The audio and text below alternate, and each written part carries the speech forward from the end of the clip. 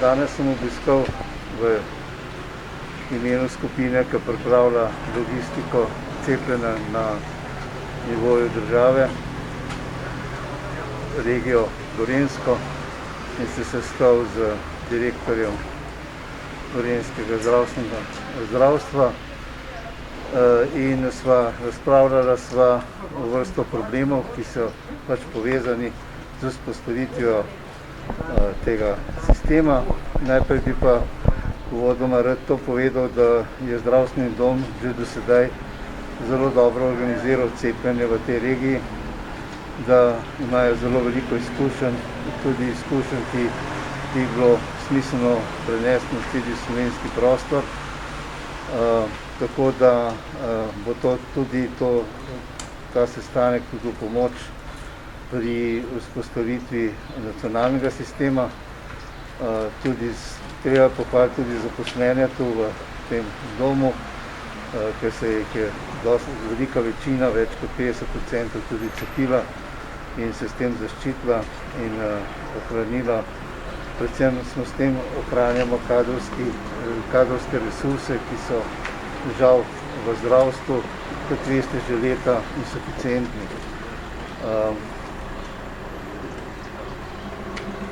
To regijo bomo pač uvrstili v naš logistični sistem, tako da bomo dostavljali verjetno na eno lokacijo ali 2-3 lokacije, bomo se še odločili in potem se bo pač preko centralnega informacijskega sistema vodila evidenca cepljenja, tako da bomo lahko pocepili čim več ljudi.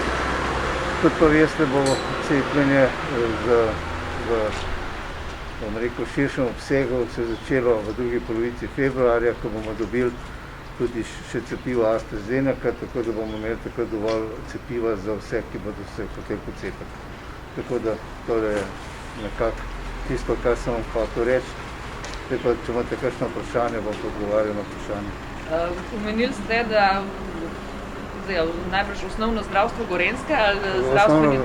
Oba, bil sem v osnovnem zdravstvu Gorenjske in seveda tudi zdravstvenem domu Kranj. Ima en dober način, v čem so drugačni od drugih, ste rekli, da boste to vzeli? Glejte, zelo dobro so vzpostavili ta sistem evidence, vzpostavili so zelo dobro cepljenje na terenu, nekako so razbremenili zdravnike, splošne zdravnike, družinske zdravnike, in so prevzeli in so organizirali množično cepljenje. S tem so pa zdravniki razbremenjeni, lahko delajo druge, bolj zahtevne naloge. To je ključno in pa seveda vzpostavil se tudi nov informacijski sistem, ki je pa tudi zelo v redu zato, ker omogoča manj birokratskih procesov, kot jih je sicer s papirji in tako naprej.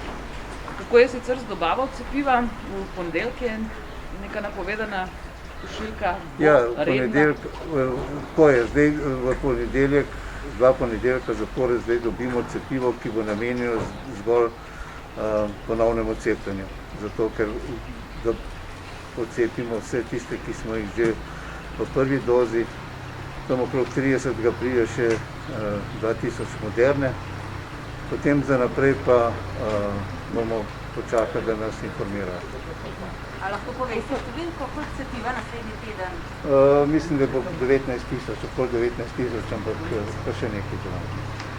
Doktor Kreta, imamo kakšne bolj realne ocene glede nadaljnega cepljenja? Premier napoveduje 70% precepljenost do poletja. Doktor Simonovič, NIJZ Maribor, je dejal, da imajo izdelano strategijo in bi lahko na hitro cepili 20,000 ljudi. Zanima me, kako konkretne so te ocene, kaj predvidevate?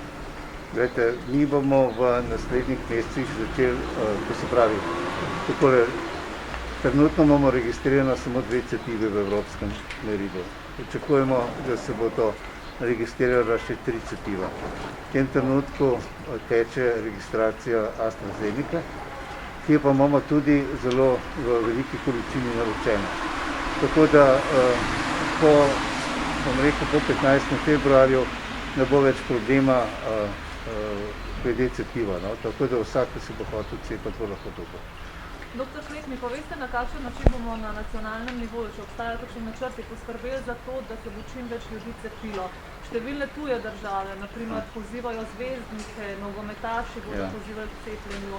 Imamo tudi nekakšen tak strateški načrt? Seveda imamo, ne.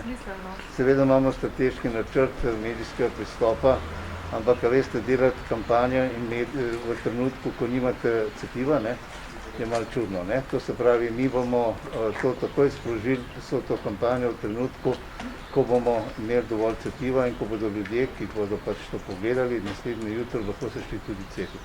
Se vam zdi to smiselen pristop? Seveda je smiselen, glejte, ker je pomembno, v prvem zagonu dobite seveda tiste, ki so sami se odločili. Potem v drugi fazi morate pa promocijo delati, zato da ljudje prihajajo, ne, in pa jih prepričevati. Tako da je izkušnje iz mnogih držav, ne, tam, ko ste že omenili, so naredili zelo močne kampanje. Zdaj imajo pa velik problem, ker ljudje prihajajo in zahtevajo cepljenje, cepiva pa ni. Torej, mi sledimo, kampanja bo sledila količini cepiva, ki bo prihajala v državo. A mi poveste, še glede hitrega testiranja učiteljev. Pojavljajo se polemike, nekateri učitelji izražajo pomisleke, nočejo biti prisiljeni v hitre teste. Kaj bi jim odgovorili? Zakaj je to pomembno, da se grejo hitro testirati? Ne nazadnje te strahovi o palcah, ki jih tlačijo v možgane, o čipih, ki jih ustavljajo. Mislim, poglejte, jaz menim, da so učitelji zelo izobraženi ljudje, da vedo, da je njihova odgovornost, da učijo zdravi in da morajo biti tudi v tem kontekstu sami dovolj osveščeni, da vedo, da ne morejo iti okuženi v razred učiti otroke. In tukaj jaz ne vidim nobene prisile, vidim samo, da je slovenski pedagoški kader toliko, bom rekel, izobražen in tudi zvest naslednik učiteljev iz preteklosti, da ve, kaj je njegova naloga zdaj v tem trenutku in da ve, da je to, da zdravi učijo, ključnega pomena. Kako bo sploh potekalo testiranje učiteljev? Testiranje učiteljev je organizirano po načrtu. Vključeni so vsi zdravstveni domovi in pa mobilne enote, tako da v ponedeljek zjutraj se bo začela ta akcija in do popoldneva bomo testirali vse. Kako pa komentirate tole preskakovanje pri cepljenju? Ja, gledajte, preskakovanje pri cepljenju je pač stvar, ki je malo v nadzoru zdaj zdravstvena inšpekcija. In jaz čakam, da bom dobil dejansko poročilo, da vidim, ali so se te preskoke res dogajajo in kako se dogajajo, potem bomo pa lahko kakšno mnenje tudi rekli. Da so se tudi na NIJZ je to zgodaj? Ja, jaz ne vem, če pri nas, saj jaz upam, da ne. Jaz informacije nimam. Ali je PCR testov sedaj dovolj? PCR testov je bistveno več, kot jih je bilo, s tem, da imamo pri PCR testih, bom rekel, določene omejitve, ne samo pri testih, ampak predvsem pri aparaturah, ker morate imeti dovolj aparatur, da jih lahko naredite. Spomladi smo bili tam sposobni narediti 1000 testov, zdaj pa pridemo tudi do 90.000. Tako da vidite ta razpon, ki smo ga med poletjem izpopolnili. Hitrih testov pa z kadra za ponedeljek, ko bojo se testirali učitelji, pa dovolj? Seveda ga je dovolj, ekipe so jih oblikovali, včeraj je bil že načrt končan, tako da vsi zdravstveni domovi, tudi konkretni zdravstveni dom, pred katerim stojimo, je organiziran in ima za ponedeljek vse stvari pod kontrolo. To se pravi, bo več ljudi na terenu z zdravstvenim? Ja, seveda. Kako konkretno se bo pa NIJZ v ponedeljek vključeval, ker to je veliko breme, ko ga prevzemajo zdravstveni domovi. To se kar lomi. Ja, gledajte, vsaka struktura v zdravstvu ima svoje naloge. Mi imamo svoje, osnovno zdravstvo ima svoje, bolnišnica ima svoje. Tako da mi sodelujemo pri organizaciji tega in pa seveda postavili smo kompletni sistem zbiranja teh podatkov, tako da dobite vsako jutro ob 8 zjutraj egzaktne številke, koliko je bilo testiranih, koliko je bilo pozitivnih in tako naprej.